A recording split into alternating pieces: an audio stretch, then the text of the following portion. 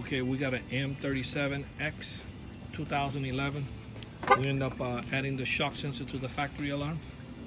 Basically, when you hit lock on the remote control, you're gonna see that little lock on the dash.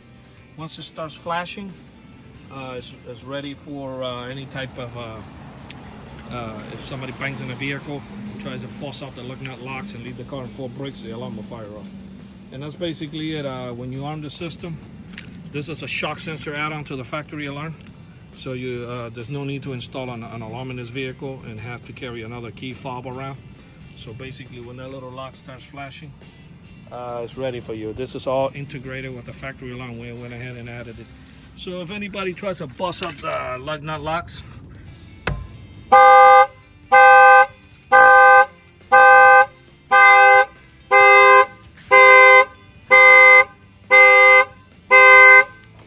the alarm will fire off.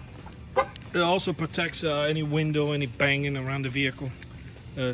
Bumper to bumper protection, any banging around. It is fully adjustable, so normally when we do the installations, we like to show the clients, customers, the owner of the vehicles, whatever you want to call it, where the shock sensor is and how to adjust the sensitivity themselves in the event that is firing off every night.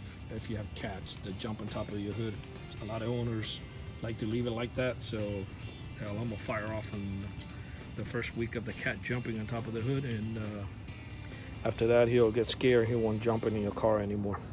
But it is fully adjustable. You can turn it up and down however you want it until you find a sweet spot according to your neighborhood if you got planes going by. But we always do that for the customers anyway. We like to adjust it where we know that it's not going to false trigger. And that's all she wrote. This is a shock sensor add-on to the factory alarm. Our numbers are 305-298-4814, and we are located in Miami, Florida, and we are auto alarm specialists of Miami. And we thank you for watching this video.